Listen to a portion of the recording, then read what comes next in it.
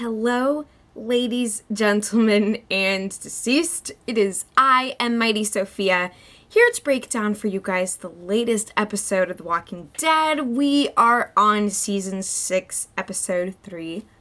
Thank you.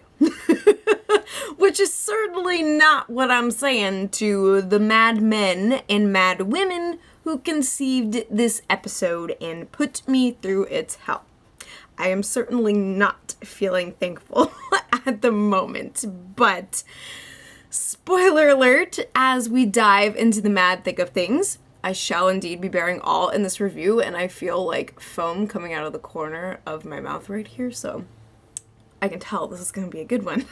But anyways, so from here on out, mega spoilers. Do not ruin it for yourself, but for those of us who have witnessed the madness, let's dive in.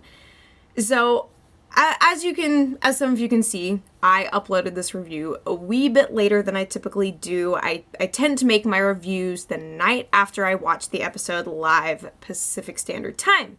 However, this time around, I decided to actually sleep on it, mostly because I was so traumatized based on what appeared to definitely have happened to Glenn. Sorry, that was grammatically weird. But as was the case with, I think, millions of fans who were watching the show the other night and who witnessed what happened, I was livid. I was furious. That was actually my knee-jerk reaction. It was... I've had a unique sort of emotional response to a lot of the major character deaths in the show. Strangely enough, I cried quite a bit at the death of Lori, who I know a lot of people didn't like, but I cried hard, and I cried hard at the loss of Herschel as well. And then other characters, I've experienced more anger towards their loss, such as characters like Beth. I did cry too, actually, when Daryl lost Merle and all that jazz, but this time around, I was just so taken aback at the fact that, well, it had to be Nicholas of all the freaking people, which, you know, if in fact Glenn's death that we witnessed was the real deal, and he is a serious goner, that is one hell of a dark message, even for this show.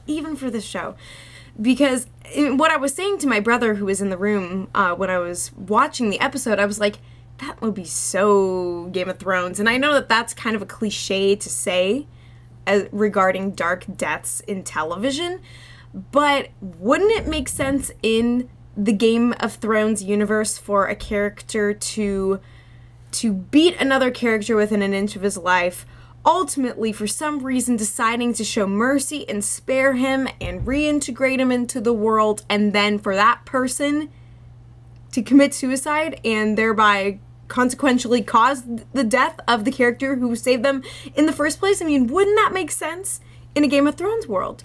And that's the kind of thing that would happen in the show, that would happen in the books, and we've seen those kinds of travesties unfold in the past. And so it could be argued that, well, this attempt at redemption didn't really work out for either of the two parties involved. However, as I immediately unleashed my brain upon Twitter, I had a lot of people tweet me back that there is still hope. And I was like, what the crap are you people talking about? Like, we just saw that. But as I rewound the scene in my mind where Glenn and Nicholas are up on top of that dumpster and just walled in like, you know, One Direction and freaking mob of fangirls, like, we see that we're kind of taken into Nicholas's perspective, and he's pretty much delirious. He's losing it. He sees no way out. And so we have this moment where we have these back and forth scenes of the Glenn and Nicholas making eye contact, and Glenn's trying to bring Nicholas back, and then Nicholas says, "Thank you." Boom. Blood spatter, and down they both go. It was such an off awful moment. I yelled. I was like, what? Really? Like, that was what I was screaming at my TV. It was not instant sadness. It was instant rejection of what I was witnessing, because I refused to believe that such an integral character could go down in such a horrible way.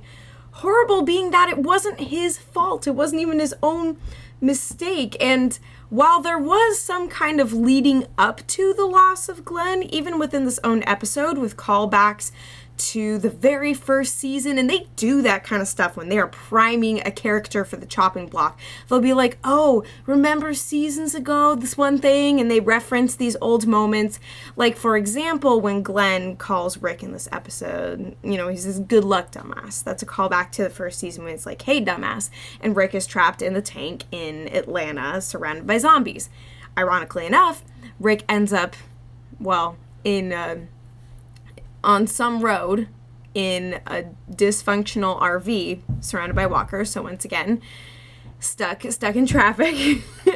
So, and as soon as actually I heard that good luck dumbass phrase, I was like, oh my gosh, they're going to kill Glenn. I knew it.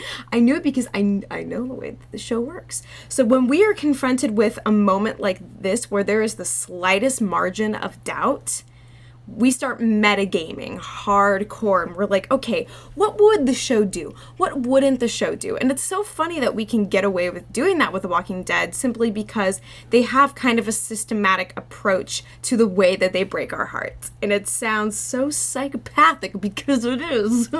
But really now, there is a large part of the fan base now that is attesting to the fact that Glenn is still alive, namely being that Nicholas fell on top of him, and the blood that is spilling and seeping across Glenn's shirt is not clearly made out to be his own. We don't actually see his intestines getting ripped out. We do know that somebody's intestines are getting ripped out, but they may very well not be his.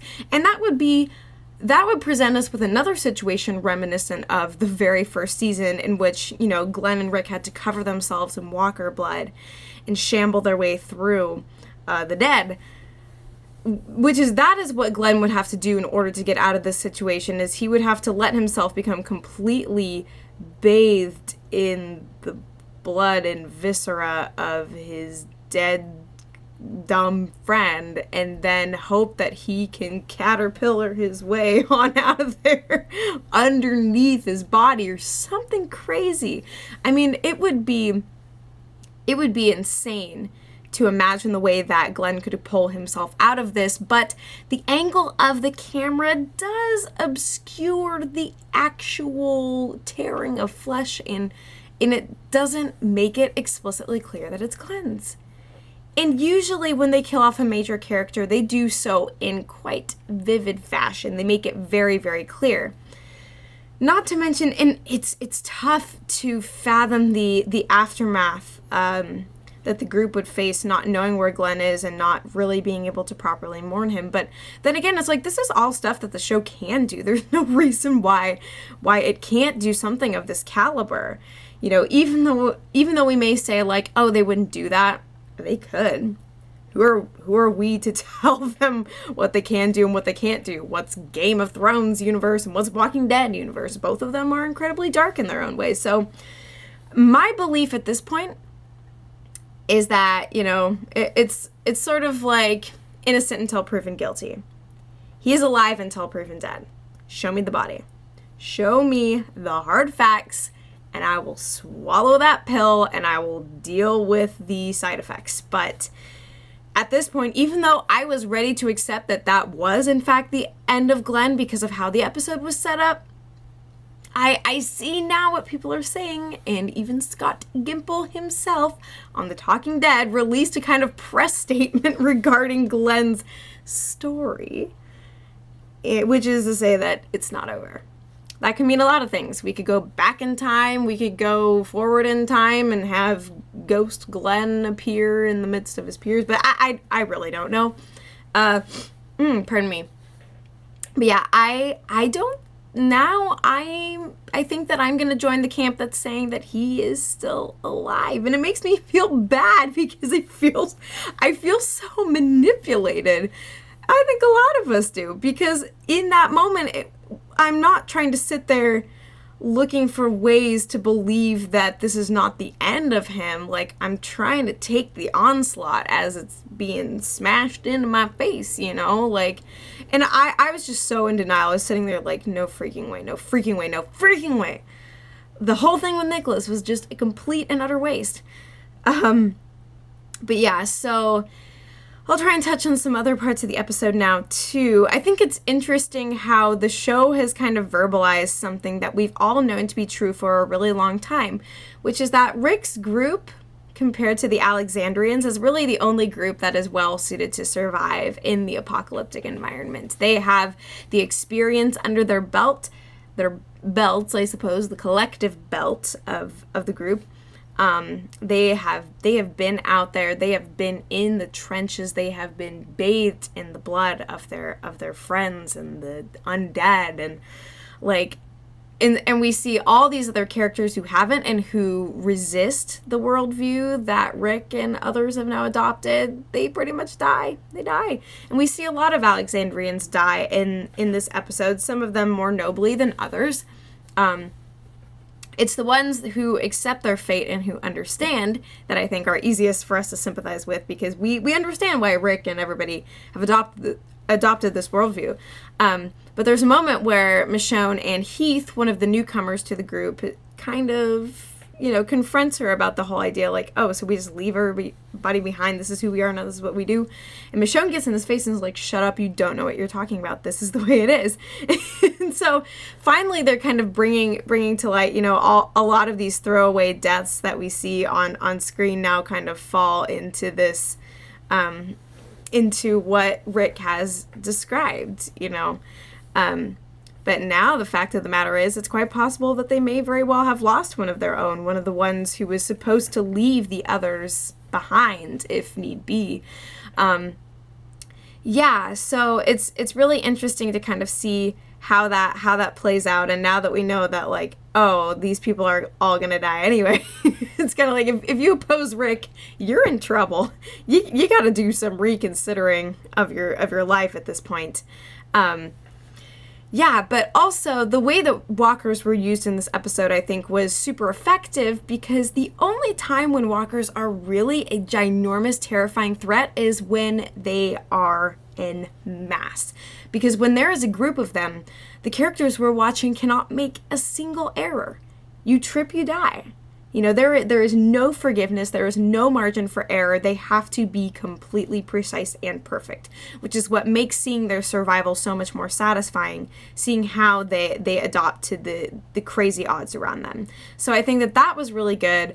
We'll see what's going to happen with Daryl and Sasha and Abraham, and of course Rick too, who just got ambushed by a couple of wolves and now is getting ambushed by everything else in the world.